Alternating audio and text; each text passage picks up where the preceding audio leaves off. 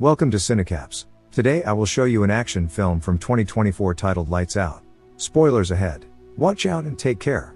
Michael, known by his code name Duffy, a former soldier, notices a poker game in a bar and decides to participate, offering his watch as collateral. After winning a hand with a straight flush, the thug is unwilling to part with the watch. Duffy is forced to physically confront the thug's buddies individually, eventually getting the watch back. Max, who observed the entire fight, steps outside and sees Duffy staying at a nearby motel. Duffy suffers from severe PTSD, remembering deaths of his comrades, who were like brothers to him. In the morning, Max seeks out Duffy, who initially shows no interest. Through the closed door, Max praises Duffy's combat skills, proposing a once-in-a-lifetime deal, but Duffy declines. Undeterred, Max follows Duffy, emphasizing the waste of his talent. Max touches a nerve by bringing up his own brother, a fellow veteran consumed by PTSD who removed himself, suggesting Duffy needs an outlet for his anger. Duffy agrees to see what it is Max is selling to him. Max brings him to a budget version fight club, where the few people watching place bets. Fosco is the main organizer and explains that in this fight, there are no rules, it's a fight to the death. The first fight is between a karate kid and a tank. Initially, the karate fighter dominates, even beginning a premature victory celebration. However, the tide swiftly turns as the tank lands a few good whacks before the karate kid is knocked out. But now for the main event, Fosco unleashes the Frankenstein, pitting him against Duffy, who didn't sign up to fight at all. He is leaving, as Fosco calls him a wet kitten running to mommy. It triggers Duffy and he decides to play ball. Max bet a huge amount on Duffy. The fight begins and Duffy cracks a few bones and finishes it with a shot to the liver. Frankenstein is down before Fosco finished counting money.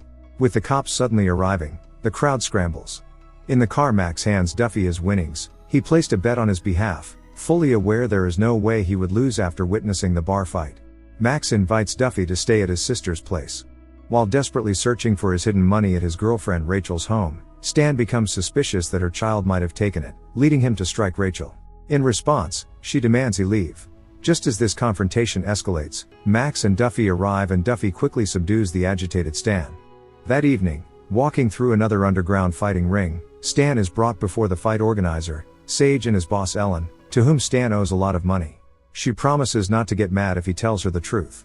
After Stan reveals that the money is somewhere at Rachel's house, she taps him, ordering Sage to find out where Rachel lives. As Duffy is earning his stay with some house renovations, Max visits Sage, paying back a fraction of the debt he owes him, and offering to make the rest back by setting Duffy up to fight. Sage agrees to give him a 3-to-1 odds fight, sure that his fighter will win.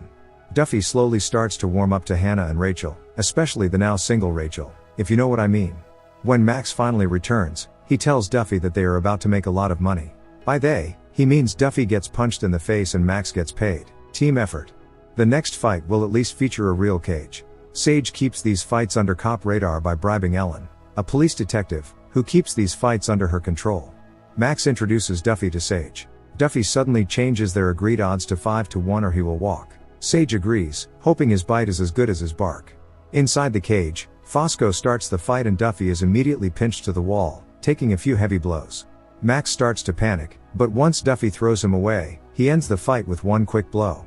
As the pair is walking away, Max happy with his win and debt settled, Sage wants Duffy to fight his strongest boy, who taunts Duffy.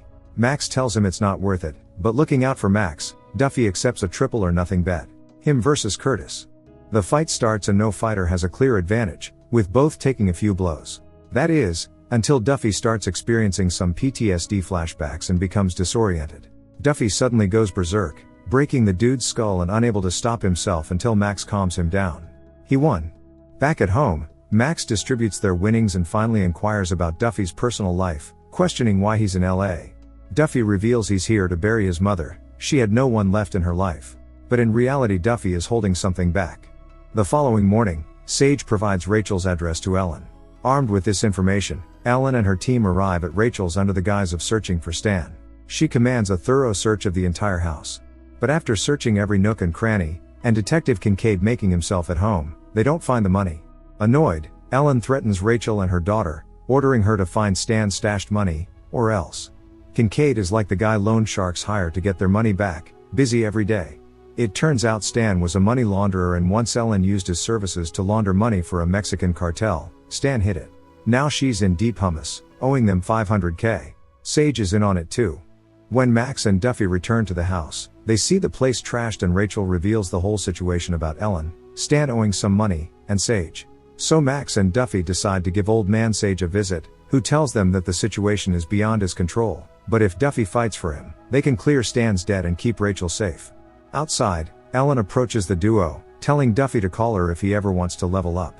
Duffy starts to realize that these are some really bad cops. Max appreciates everything Duffy did for him, but this is his fight. Duffy isn't backing down, calling it our fight. Once again dreaming about his fallen comrades, Duffy wakes up drenched in sweat. Outside, also unable to sleep, Rachel makes him company. She asks about his time in the military and he admits about remembering his friends every single night. He can't escape it, that's why he became a nomad. In a makeshift arena, Ellen and Sage have bet against Duffy. He's fighting the corrupt cop. Ellen tells Sage she didn't find the money at Rachel's place, putting the blame on Sage, who reveals he has photos of Ellen and her crew working with the cartel. If he goes down, she goes down. Fosco rings the bell and the fight starts. And the cop is already on the ground, using a dirty sand throw. Duffy blocks, throwing him against the fence, breaking his neck. Unfortunately, Kincaid declares him deceased and uses a gunshot to disperse the crowd, clearing the area.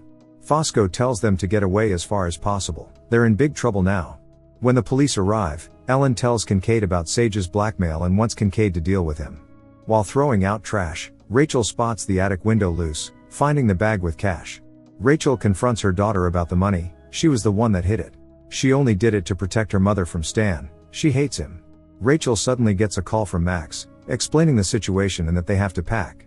In an empty parking lot, Fosco intends to leave the state, paranoid that someone is stalking him, when suddenly Kincaid appears before him, killing him.